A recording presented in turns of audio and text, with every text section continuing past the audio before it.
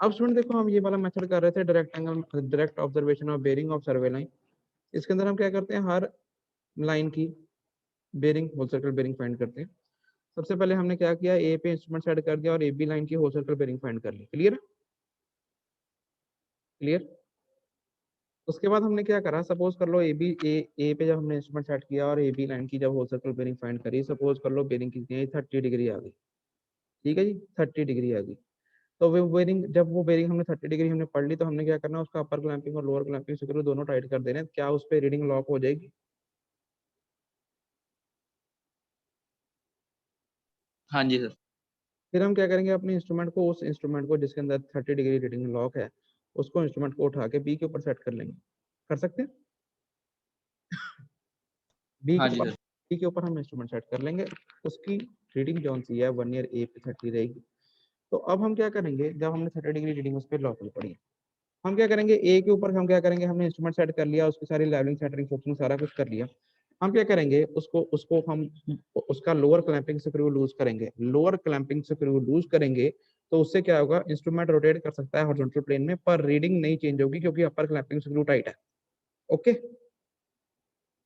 Okay. हाँ जी sir. हम क्या करेंगे, बी के ऊपर उसका क्या करेंगे, लोअर क्लैंपिंग स्क्रू लूज करके ए के ऊपर रॉड लगाएंगे और पिछले ए को बाइसेक्ट करेंगे। ठीक है ठीक है, पिछले ए को बाइसेक्ट करेंगे। ठीक है। हाँ जी ठीक है सर। जब हमने पिछले ए को बाइसेक्ट कर दिया, फिर हम उसको क्या करेंगे, ट्रांजिट करेंगे, उसको घुमा देंगे। क्या इसकी दिशा फॉरवर्ड डायरेक्शन में हो जाएगी? हाँ जी। हाँ जी हाँ जी। एक मिनट सुहट, एक मिनट।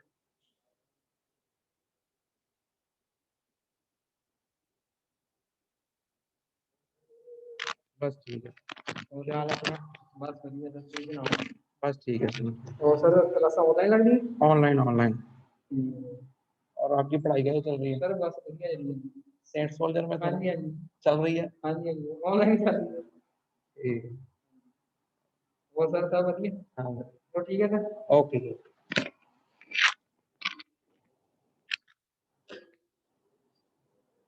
हाँ जी स्टूडेंट्स, आवाज आ रही मेरी? हाँ जी सर। तो हम यहाँ पहुंचे थे, हमने क्या करा, हम बी पॉइंट के ऊपर आ गए। बी पॉइंट के ऊपर हमने क्या करा, उसकी जो ए के ऊपर रीडिंग लॉक थी वही उठा के इंस्ट्रूमेंट को बी पे रख दिया और ए के ऊपर रॉड लगा के हमने ए पॉइंट को हमने बाइसेक्ट करा। उसका अपर क्लैंपिंग स्क्रू टाइट है, रीडिंग उसके वर्नियर ए पे 30 डिग्री ही रहेगी। क्लियर हाँ क्लियर। जी। उसके बाद हमने क्या करा, उसको, क्योंकि उसको हमने ट्रांजिट कर दिया, ट्रांजिट कर दिया मतलब क्या, उसकी दिशा फॉरवर्ड डायरेक्शन में हो जाएगी। क्लियर हाँ जी। क्लियर। हाँ जी। हाँ जी। हाँ जी। तो फॉरवर्ड डायरेक्शन में उसके टेलीस्कोप हो गया पॉइंट, पर उसके वर्नियर ए पे स्टिल रीडिंग 30 डिग्री ही है ना? हाँ है ना? जी। हाँ जी। हाँ जी। फिर हमने क्या करना है, उसका अपर क्लैंपिंग स्क्रू लूज कर देना है और लोअर क्लैंपिंग स्क्रू टाइट कर देना है। उसको हॉरिजॉन्टल प्लेन में घुमा देना है, सी की तरफ, सी पे रॉड जो लगी होगी उसको बाइसेक्ट कर देना है। उसकी रीडिंग चेंज हो जाएगी। हाँ जी। अब जो रीडिंग आएगी, सपोज कर लो यहाँ पर पीछे 30 डिग्री थी, तो जितना आगे घूमा होगा वो जोड़ के क्यूमुलेटिव रीडिंग ही आएगी उसके ऊपर टोटल। हाँ जी। हाँ जी। है हाँ ना? जी। हाँ जी। तो वो हमारे पास बीसी लाइन की होल सर्कल बेरिंग हो जाएगी। क्यूमुलेटिव वही आएगी एक्चुअल, क्योंकि हमें तो क्यूमुलेटिव बेरिंग ही चलेगी। है ना? हाँ जी। हाँ जी। तो फिर हम क्या करेंगे, सी पॉइंट के ऊपर आ जाएंगे, दोबारा रिपीट करेंगे यही प्रोसीजर। जब आपने बी वाली रीडिंग सपोज कर लो ये 100 डिग्री आ गई, 100 डिग्री आ गई। Clear total? ठीक है। तो आपने क्या करना है, उसका अपर क्लैंप लोअर क्लैंप दोनों टाइट कर देने हैं, उसकी रीडिंग लॉक हो जाएगी। सेम इंस्ट्रूमेंट लॉक रीडिंग के साथ डी के ऊपर ले, सी के ऊपर ले आना। क्लियर है? Clear okay clear. सर। फिर आपने क्या करना है, उसका जो सा लोअर क्लैंपिंग स्क्रू लूज कर लेना है और पिछले बी पॉइंट पे जो रॉड लगी है उसको बाइसेक्ट कर लेना। क्लियर। रीडिंग उसके ऊपर 100 डिग्री ही रहेगी, पिछले पिछले पॉइंट वाली। और उसको जब बाइसेक्ट कर लिया, फिर उसको अपर क्लैंप लोअर क्लैंप दोनों टाइट कर देने हैं और उसको ट्रांजिट कर देना है। उसकी दिशा फॉरवर्ड डायरेक्शन में हो जाएगी। हाँ जी। जब वो फॉरवर्ड डायरेक्शन में हो गई, फिर आपने उसका अपर क्लैंप लूज कर देना और उसको रोटेट करना है जब तक डी पे लगी रॉड बाइसेक्ट ना हो जाए। उस पर रीडिंग आगे बढ़ जाएगी और क्यूमुलेटिवली 100 के ऊपर और बढ़ जाएगी। है ना? हाँ जी। इस तरीके से उसकी उस पॉइंट सी पॉइंट की होल सर्कल बेरिंग आपको क्यूमुलेटिव जितनी भी रीडिंग आएगी उसके बराबर ही रहेगी। है ना? है ना? हाँ जी सर। तो इस तरीके से सेम डी पे भी यही करना है। जब आप ए पे आ जाओगे तो आपकी 0 360 बन जाएगी, है ना, पूरा सर्कल घूम जाएगा। हाँ जी, हाँ जी, हाँ जी। तो ये तरीका जो सा है, ये कौन सा है, ये by direct observation of bearing of survey line. इसमें हम सीधे ही बेरिंग को लेके हम अपना सैटेलाइट ट्रैवर्सिंग परफॉर्म करते हैं फील्ड के ऊपर। ठीक है, हाँ जी सर। ठीक है। ये जो मेथड से स्टूडेंट, ये प्रैक्टिकल मेथड से कि सैटेलाइट ट्रैवर्सिंग कैसे परफॉर्म करनी है, दो मेथड थे। एक by included by measurement of angle between two successive survey line. उसके आगे हमने तीन मेथड पढ़ लिए, कौन से पहला इंक्लूडेड एंगल, दूसरा डिफ्लेक्शन एंगल, तीसरा डायरेक्ट एंगल। और दूसरा मेथड जो सा है by direct observation of bearing of survey line, उसका हमने ये मेथड पढ़ लिया। ये प्रैक्टिकल, ये कभी कभी आपके क्या कहते हैं, थ्योरी में भी क्वेश्चन पूछ लेते हैं कि इंक्लूडेड एंगल एक्सप्लेन करो डायग्राम के साथ, डिफ्लेक्शन एंगल एक्सप्लेन करो, तो आपको आना चाहिए ये सब। क्लियर है? हाँ जी सर। अब स्टूडेंट नेक्स्ट क्या है, अब ये स्क्रीन विजिबल है सबको? हाँ जी सर। नेक्स्ट ये थ्योरेटिकल से टॉपिक है। सबसे पहले सपोज कर लो क्लोज ट्रैवर्स या ओपन ट्रैवर्स में अगर हमने चेक लगाना है तो दो तरह के होते हैं, एक एंगुलर एरर होता है, एक लीनियर एरर होता है। एंगुलर एरर वही होता है कि जो अगर हमारा क्लोज ट्रैवर्स है तो उसके जितने इंटीरियर एंगल्स का सम है वो 2n - 4 राइट एंगल के बराबर होना चाहिए। क्लियर है? Clear, where n is the number of sides. ठीक है,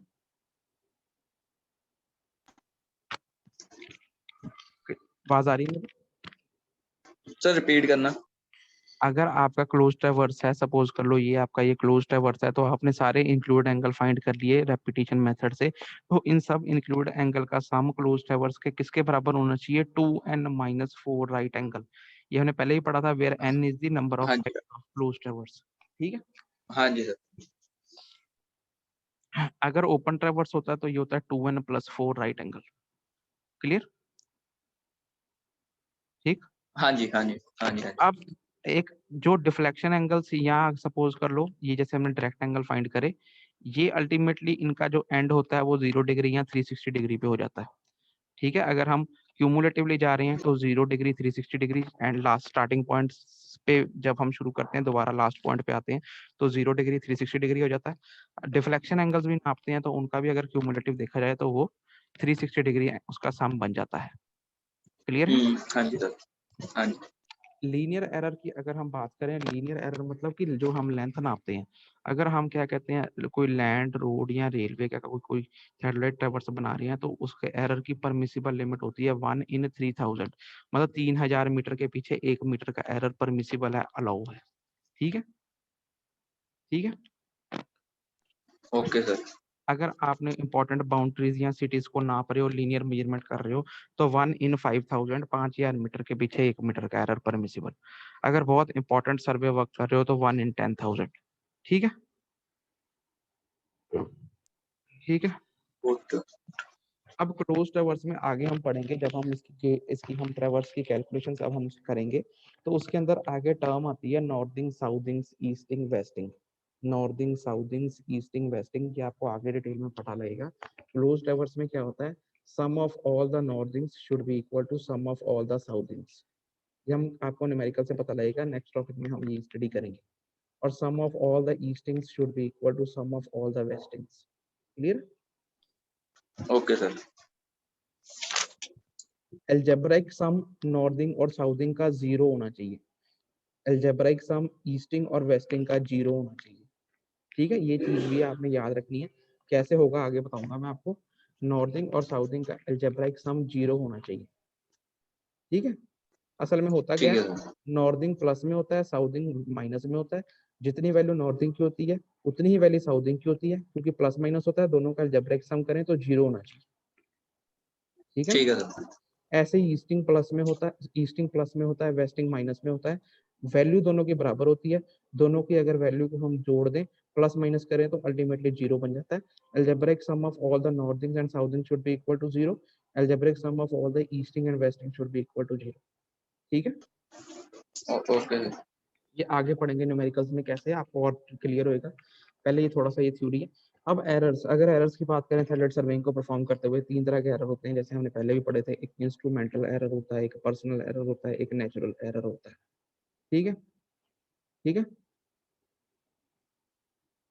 ठीक है जी। हाँ जी सबसे सर। सबसे सबसे पहले इंस्ट्रूमेंटल एरर कौन सा होता है बताओ मुझे अब आप। जो सर इंस्ट्रूमेंट में एरर हो। हाँ जी, जो आपके थेडोलाइट में हम काम कर रहे हैं तो थेडोलाइट में एरर हो।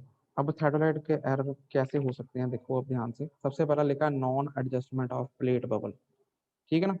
Non adjustment of plate bubble मतलब जो आपकी बबल ट्यूब है, जो कि आपकी हॉरिजॉन्टल सर्कुलर प्लेट के ऊपर लगी होती है, वो सही नहीं है, ठीक है। जब हम लेवलिंग करते हैं तो वो सेंटर में आई नहीं रही, बबल में ही प्रॉब्लम है, ठीक है। तो वो उसके अंदर वो इंस्ट्रूमेंटल एरर होता है। तो उसके साथ उसके कारण होता क्या है, due to this error the angle is not measured accurately. जो हम हॉरिजॉन्टल एंगल पढ़ते हैं, पता ही है इंस्ट्रूमेंट ही आपका टेढ़ा है, लेवल है ही नहीं, तो इंस्ट्रूमेंट का जो सा एंगल रीड होगा वो सही नहीं होगा। तो उसके अंदर क्या करना है, ये मिनिमाइज कैसे कर सकते हैं कि हम नीचे वाली प्लेट बबल को भी और ऊपर वाली अल्टीट्यूड बबल को भी सेंटर में कर दें, तो this error can be reduced. ठीक है, ठीक है, ठीक है। रिड्यूस कैसे होगा सर? ऊपर वाला अल्टीट्यूड बबल ट्यूब भी होती है ना, एक जो वर्टिकल सर्कल के साथ लगी होती है हाँ ना, जी, उसको भी सेंटर करो। ठीक है सर। इसके बाद line of collimation not being perpendicular to horizontal axis. अब जो सा आपका आपका जो सा सैटेलाइट है उसकी हॉरिजॉन्टल एक्सिस से उसकी लाइन ऑफ